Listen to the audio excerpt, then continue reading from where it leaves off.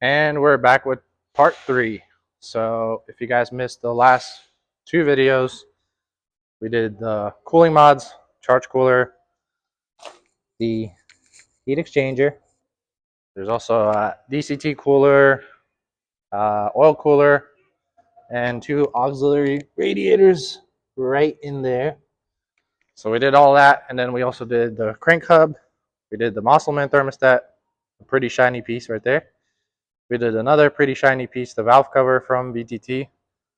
Off camera, also installed the catch can. This is like a temporary solution right now. As you can see, the hose is kind of ugly, but that will be changed pretty soon whenever I have time to make new lines. I have to make a new line that's braided, and then new line from here going down to the inlet. The reason why you have to run a catch can is because you're deleting PCV on this valve cover, and if you don't run any kind of a catch can, you do build up a lot of oil in a charge pipe or the J pipe, and you eventually start smoking. So it is kind of a mandatory thing that you have to run a catch can. Ask me how I know, because I blew off a coupler on the J pipe because I ran it without a catch can just to test the car, and it actually built up a lot of oil within a short amount of time. So I'm testing with this catch can to see how it works. And also I had it connected to this port before. Now I'm tapping into this port instead because the Vanos system splashes too much oil and it sucks in a lot of oil through there. So I'm going to see how it works with that and go from there. See how much oil it builds up after driving it for like 2-3 weeks and report back, I guess. So if you are considering this valve cover, just know you are deleting a PCV system and you have to run a catch can with a proper vacuum system. I'm not sure how proper that is, but I'm testing things out, so we'll see. Otherwise, it's a nice piece, billet. If you have to ever change it, all you have to do is change the gasket. You don't have to change anything else, like buying a whole valve cover. But anyways, now this video, we're gonna address the ugly, I wouldn't say ugly, it's more like not so good looking, not too ugly. So we're going to address the intakes. We're also going to address the charge pipes that I have and the J pipe in there. And also I'm going to be replacing this radiator support, which I'm replacing because there's a bolt stuck in there and this bolt is almost stripped. So if you can tell, it does make noise. So if the car is under, flex and things like that, it's definitely shifting around and moving around. So I bought a new piece from BMW to replace that, which I'm not really going to show you guys. It's plug and play. You take it off, put it back in. We do have hardware. This is not OEM hardware. My original hardware looked really shitty, so I just put this on for now. It's not the best looking, but I do have a hardware kit from Downstar coming for the whole entire engine bay. We're going to replace everything. And I'll show you guys what it looks like. Maybe in this video. I don't know exactly. It's not here yet. But yeah. And then the last piece we're going to do is the front lip. The reason why is I have a scratch here from a tree branch flying up and hitting the car. There's also, let me show you guys. So right here, as you can see, I scraped so much that it took off some of the front lip. You can't really tell on video, but in person you can see. Otherwise, the lip is in pretty good shape. I like the lip, how it looks, but I wanted to go for something more aggressive. So we went ahead and got this. So this is a Laptor style front lip, and it actually comes with these pieces. Let me set it on there. I think I can. That's how that looks. And on the car, it would look something like that. Obviously, it's not on the car, but with that front lip and that piece on there, I think I'm gonna go ahead and wrap this piece because I do have some of the red left. So I think I'm gonna wrap the side pieces red because I've seen a couple cars that had the side pieces on and they didn't, well, to me, they didn't look that good. But we're gonna try both. I'm gonna install it with exposed carbon first and then possibly wrap it. We'll see. So to address the issue with the intakes, the charge pipes, and the J pipe, I've got titanium charge pipes and titanium intakes. So you have new filters, bigger filters than the ones that are on there currently. We have the J pipe with a new coupler, which the coupler that's on the car is actually not that good. So we have a bigger coupler there, and also the intake coupler that's better than the one that I have, because the one that I have is like this big and it doesn't clamp very well. So yeah. Also, another issue is one of the mass airflow sensors, which is on the bank one, is stuck to the intake and it doesn't come off because the bolts are stripped. Somebody had a bright idea of stripping the bolts on all of the engine bay stuff on this car, so I am dealing with the consequences of replacing everything and fixing everything. So that's great. Charge pipes, so the same thing. They have new couplers, better couplers than those, I think, because they're a little bit thicker. Overall, very good quality. You have 2 meth ports on the charge pipes, and then you also have a meth port, or in some cases, I guess, a fuel injector. I've seen some setups like that. So you have a port there, port here, and this kit also comes with all the O-rings. The O-ring for the charge pipe, O-ring for the J pipe, then the intakes. Self-explanatory, it's just 2 pipes and some filters. And the filters actually look pretty cool, I think. They're just standard black. Didn't want red or blue or any of that color, so I think black was probably the best choice because obviously the engine bay has a lot of black. It'll match with some of the stuff, and I think that titanium will break everything apart, I guess, as far as the engine bay. So I'm gonna go ahead and take all the stuff off. I'm not gonna show you how to take it off because it's pretty easy to take off everything if you have an F80. If not, you can watch my previous 2 videos. I did take off everything. I'm not sure if I showed it on video, but it's pretty easy. So let me go ahead and do, ta-da! It's all off. I have the charge pipes off. The intakes on both sides are off, and then the J pipe, and I also took off the factory radiator mount, which is right there.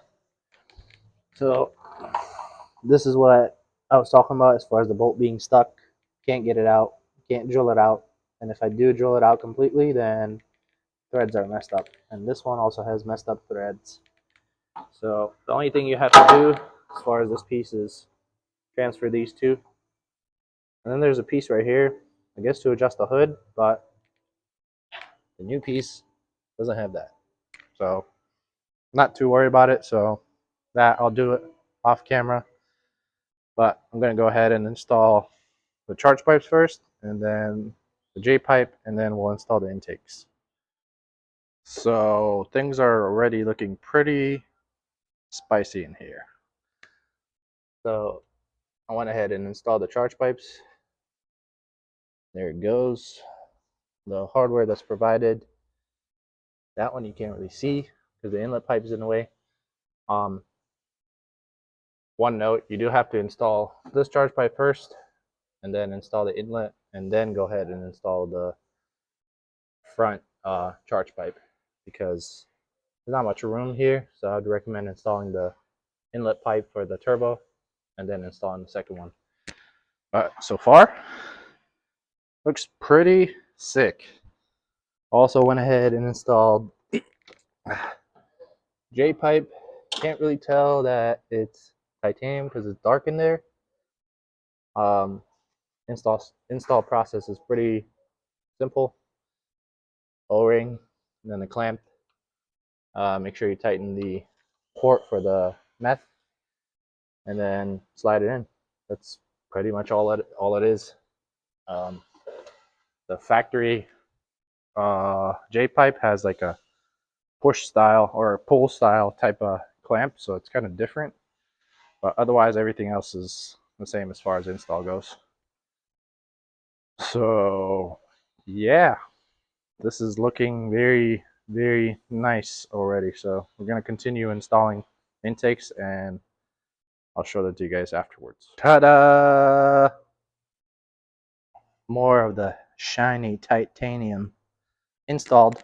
I am having a little bit of a alignment problem, I guess, with this intake, mainly because of the inlet, because it is hard metal, and this coupler is kind of wacky. It didn't come with the intake pipe, so I got to change that inlet pipe clamp, whatever, the coupler, and then also reposition it because it needs to match up with that. But otherwise, everything else fits great. So I'm going to go ahead and address that intake inlet pipe situation and then reinstall this front piece. I might have to even shorten this because I can't shorten the inlet, which is not a problem with the intake. If you have a stock inlet, it will fit just fine. I know that for a fact because the stock inlet has more flexibility, and I don't think it comes out as far as the inlet that's aftermarket, which is a hard aluminum. That side fits perfect, and it doesn't have like a weird kink like this thing right here. And also thanks to the previous owner for putting these factory screws into a hole that's supposed to take different hardware. So that's why now this inlet, this part where it threads in is messed up, and that one, the MAF sensor, is still in there. So thank you very much for stripping all the bolts on this car. But now the true test is we're going to start the car and listen to some intake noises and see. Oh, thanks for the mic. What am I saying? I don't know why I'm on camera for. Oh, yeah.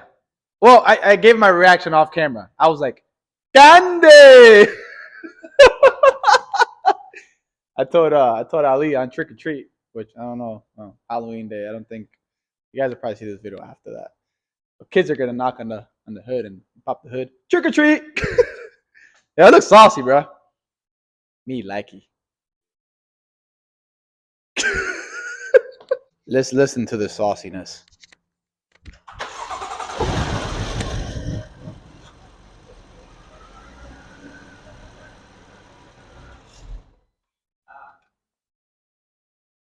I have a coil disconnected.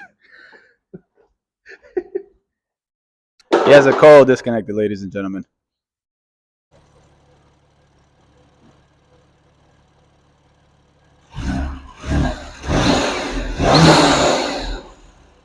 Ah. Do it again.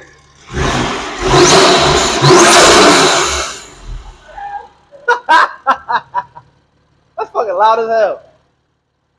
What the hell? That's a The Wi-Fi disconnection. What the hell? What the hell? Why it sound like that? That sounds saucy. That shit went.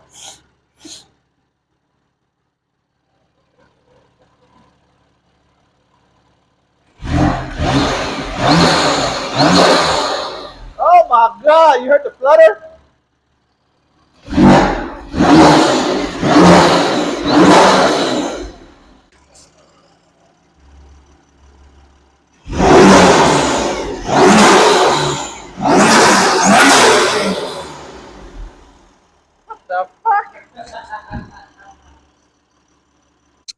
if you want your S55 to sound cool, this is it. This is it right here. I do like the intake noises, but I do have to address that pipe. So I'm going to go ahead and fix that, put the car back together, and then show you guys the final result. As far as the engine bay, we do still have the front lip to install. After 10,000s of ages, aka months, we're back. And I fixed the intake from the previous clip, which was recorded, like I said, 10,000 years ago. I know. Feels weird recording this video. Exactly. And as you can see, we have a stock valve cover back in there. So we were talking all that about the Vargas valve cover being the greatest. That ended up not being the case. So the reason being is because the Vargas valve cover, I put it on, test drove the car maybe like 2 times, 3 times, and it started sucking in oil.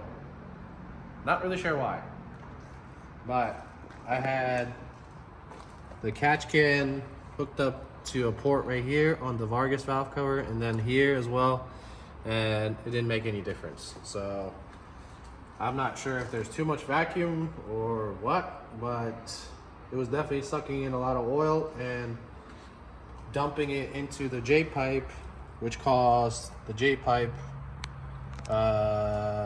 coupler to just pop off and causing a boost leak. And also the car was starting to kind of smell weird and smoke. So now we have S55 valve cover as a wall art. I don't know what to do. Unless there's something we're missing here. Yeah. Because we ran them on other cars and they seem to be all right, but not on the S55.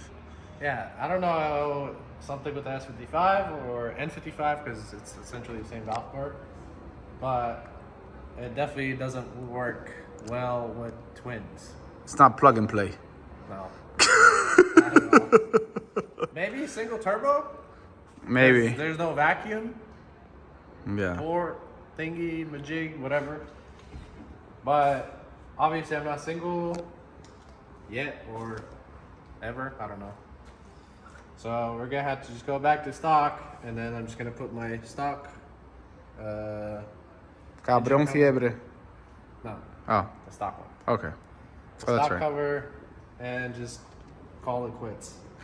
As far as the intake fits. The only thing I had to do is shave a little bit of excess off on the intake itself, but the the bracket goes on just fine with my fancy hardware, which I didn't show. From Don Star. Yep, I got all fancy hardware, black, basic.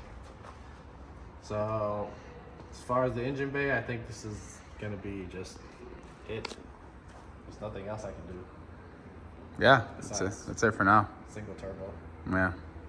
and I don't know if I want to do that. And like I mentioned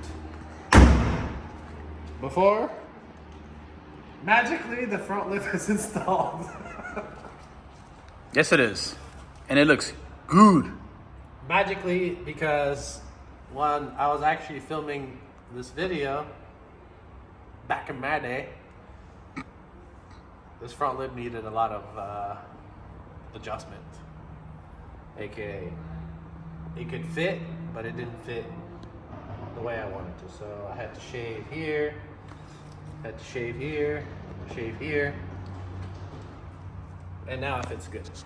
And also I had to remove this, and when I removed the, what did I do? Oh, I actually put black vinyl over the carbon fiber, and it took off clear Yeah. off those pieces, so I had to get rid of those. So now we just have black vinyl here. We still have this thing, but overall the front lip fits good, and it makes the front end definitely look wide body-ish. Mm-hmm. Oh God, we're over here showing something they also haven't seen before. You might as well spill the beans. might as well. This is the last time you saw. What the? The car got new wheels. Yeah. We got new wheels, new tires, and a side skirt, which was supposed to make it to the video, but it never did. But this is like, I don't even know. Did I have the other wheels on there? I don't even know if you showed the other ones, the Rotiform ones. Yeah, well, I had the Rotiforms. Now I have Titan7s because I think these look way better than the Rotiforms. The Rotiforms just kind of looked like, if you look from certain angles, it looked good. From other angles, it didn't look that good. These, they look good. They look good. Yeah, and you also did rotors too. Oh, I did rotors and I did pads, and I cleaned the shit out of my calipers because previous owner never cleaned the calipers. Well. And I'm missing an M badge on my calipers, so that's sick. Yeah, I don't think you can see it over here, but it's right there. You got the M stripes. I got the flag, but I don't have the M, like right here. He's got an M. I'm gonna need to borrow that. But yeah, these are, like I said, Titan7 TD6 and machine black. And the only thing I'm missing now is the center caps. Oh yeah, we're waiting on that one. Yep, but fully forged, very, very light. They are F80 spec as far as the fitment goes, but I didn't really like the F80 spec, which was kind of, obviously for it's conservative, an average yeah. person is a conservative fitment. So I went ahead and got some Hardware Motorsports 10 mil spacers, stud conversion, and the lug nuts to make it more flush. Yeah. Because before there was a slight bit of gap there. Dude, that fitment is Saucy? That back is the better one. Yeah, this is ridiculous. This is ridiculous right here. So yeah, 10 mil spacers all around, stud conversion with the lug nuts, and F80 spec TD6s. That is the secret sauce to getting this kind of fitment. You also have to consider that the tires are on the weaker side, I guess. I mean, they're still, the rears are 295, the fronts are 265, which is, I guess you could say it's not weak, but they don't have like a bulge to them. If it had a bulge, 10 mil probably wouldn't have worked. Yeah. But for my specific tire and wheel setup, this is actually perfect because it doesn't rub, or so I think. Yeah, we haven't drove the car yet. Yeah. But fitment is perfect in the rear, front is perfect, clears everything. I did it already test as far as turning left, turning right. Everything seems to clear. We'll find out when we do an actual road test. And it doesn't need an alignment. But besides that, I think it's a GS. GS.